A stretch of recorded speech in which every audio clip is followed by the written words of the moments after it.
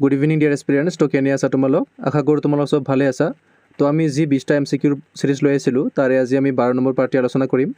আমি ইতিমধ্যে 11টা পাত আলোচনা কৰিলোঁ। তাৰে তোমালোকে যদি ভিডিঅ'বোৰ চোৱা নাই তেতিয়া ডিছক্ৰিপশ্যনত প্লেলিষ্টৰ লিংকটো দিয়া আছে, তাতে গৈ তোমালোকে চেক কৰিব পাৰিবা। তো বলক আমি বেছি দেৰি নকৰি আজি এই 12 নম্বৰ পাৰ্টিৰ প্ৰথম কুৱেশ্যনটোৰ ফালে আগবাঢ়োঁ। আজিৰ প্ৰথম প্ৰশ্ন, in which year the capital of Assam shifted from Shillong to Dispur. কোন বছৰত অসমৰ ৰাজধানী শ্বিলঙৰ পৰা দিছপুৰলৈ স্থানান্তৰিত হৈছিল? তো তোমালোকে ইয়াৰ উত্তৰ দিবলৈ চেষ্টা কৰা। তো ইয়াত আমাক যি 4টা অপশ্যন দিয়া আছে তাৰে ভিতৰত আমাৰ যিটো কাৰেক্ট এনচাৰ হ'ব সেইটো হ'ব আমাৰ অপশ্যন নম্বৰ এ 1973। ঠিক আছে, 1973 চনত অসমৰ ৰাজধানী শ্বিলঙৰ পৰা দিছপুৰলৈ স্থানান্তৰিত কৰা হৈছিল। ঠিক আছে, আৰু এই সময়ত অসমৰ মুখ্যমন্ত্ৰী কোন আছিল? শৰৎ চন্দ্ৰ সিংহা। ঠিক আছে, এইটো ইম্পৰ্টেণ্ট হয়, তোমালোকে মনত ৰাখিবা। নেক্সট আমাৰ 2 number, the first conference of Assam সাহিত্য সভা ৱাজ হেল্ড এট। অসম সাহিত্য সভাৰ প্ৰথমখন অধিৱেশন ক'ত অনুষ্ঠিত হয়? তো ইয়াৰ এনচাৰ দিবলৈ তোমালোকে চেষ্টা কৰা। তো ইয়াত যিটো আমাৰ অপশ্যন দিয়া আছে তাৰে ভিতৰত আমাৰ যিটো কাৰেক্ট এনচাৰ হ'ব সেইটো হ'ব আমাৰ অপশ্যন নম্বৰ বি, শিৱসাগৰ। ঠিক আছে, শিৱসাগৰ জিলাত আমাৰ অসম সাহিত্য সভাৰ প্ৰথমখন অধিৱেশন অনুষ্ঠিত হৈছিল। কেতিয়া? 1917 চনত। আৰু ইয়াৰ প্ৰথম সভাপতি কোন আছিল?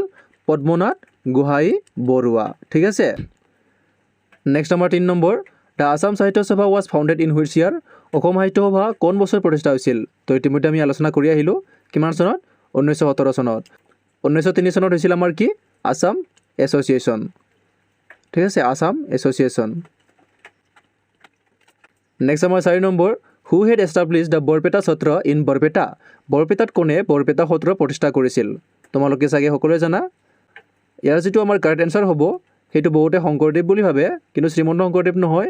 বৰপেটা সত্ৰ কোনে প্ৰতিষ্ঠা কৰিছিল? শ্ৰী শ্ৰী মাধৱদেৱ। ঠিক আছে, তো আমাৰ যিটো কাৰেক্ট এনচাৰ হ'ব সেইটো হ'ব আমাৰ option number B. Okay. Next আমাৰ 5 number, Brahmaputra river takes a U turn on reaching. Brahmaputra নদীয়ে ক'ত ইউ টাৰ্ণ লয়? ঠিক আছে, ব্ৰহ্মপুত্ৰ নদীয়ে ক'ত ইউ টাৰ্ণ লয় তোমালোকে উত্তৰ দিবলৈ চেষ্টা কৰা।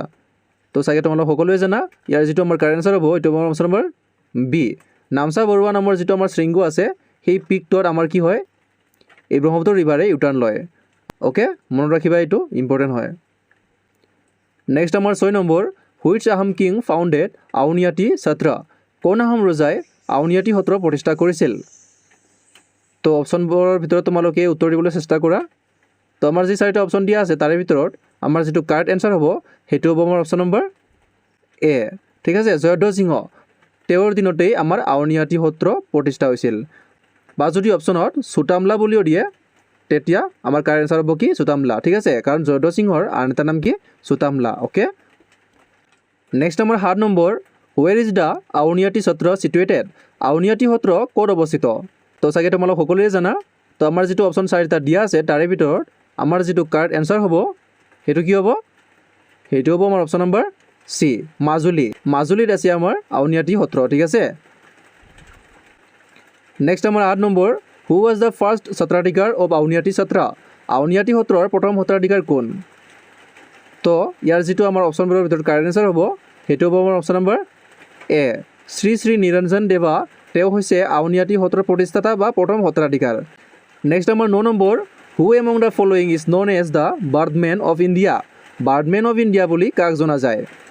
তো যি অপশ্যন 4টা দিয়া আছে আমাৰ ৰবীন্দ্ৰনাথ টেগৰ, সলিম আলি, মোহন ৰয়, আমিৰ খুচৰ। তাৰে ভিতৰত আমাৰ কাৰেক্ট এনচাৰটো কোনটো হ'ব? আমাৰ কাৰেক্ট এনচাৰটো হ'ব সলিম আলি। ঠিক আছে, বাৰ্ডমেন অফ ইণ্ডিয়া বুলি আমি কাক জানো? সলিম আলিক জানো। তো আমাৰ কাৰেক্ট এনচাৰটো হ'ব option number B. Okay, Salim Ali. Next 10 number, in which of the following states is Murlen National Park located. তলৰ কোনখন ৰাজ্যত মুৰলেন ৰাষ্ট্ৰীয় উদ্যান অৱস্থিত? তো তোমালোক জলদি জলদি কমেণ্ট কৰা। ইয়াৰ যিটো আমাৰ কাৰেক্ট এনচাৰ হ'ব সেইটো হ'ব আমাৰ অপশ্যন নম্বৰ চি। ঠিক আছে, মিজোৰাম। মিজোৰামত আছে আমাৰ মুৰলেন নেশ্যনেল পাৰ্ক। আৰু মিজোৰামৰ আন এখন নেশ্যনেল পাৰ্ক হৈছে ফুংফুই। তোমালোকে যিটো মনত ৰাখিবা। ঠিক আছে।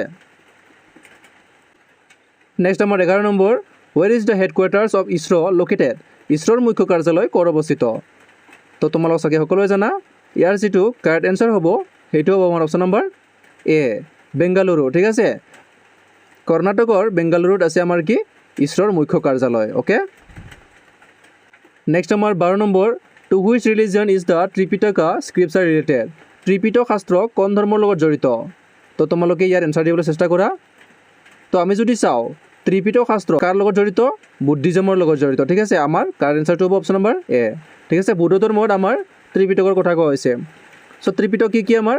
অভিধম্ম পিটক, বিনয় পিটক আৰু সূত্ৰ পিটক। এইবিলাক ইম্পৰ্টেণ্ট হয়, তোমালোকে মনত ৰাখিবা। অ'কে, নেক্সট আমাৰ 13 number, Pongal is the main festival of which state? Pongal কোনখন ৰাজ্যৰ মূল উৎসৱ? তো তোমালোক জলদি এনচাৰ দিয়া। তো অপশ্যনবোৰৰ ভিতৰত আমাৰ যিটো কাৰেক্ট এনচাৰ হ'ব সেইটো হ'ব আমাৰ অপশ্যন নম্বৰ এ।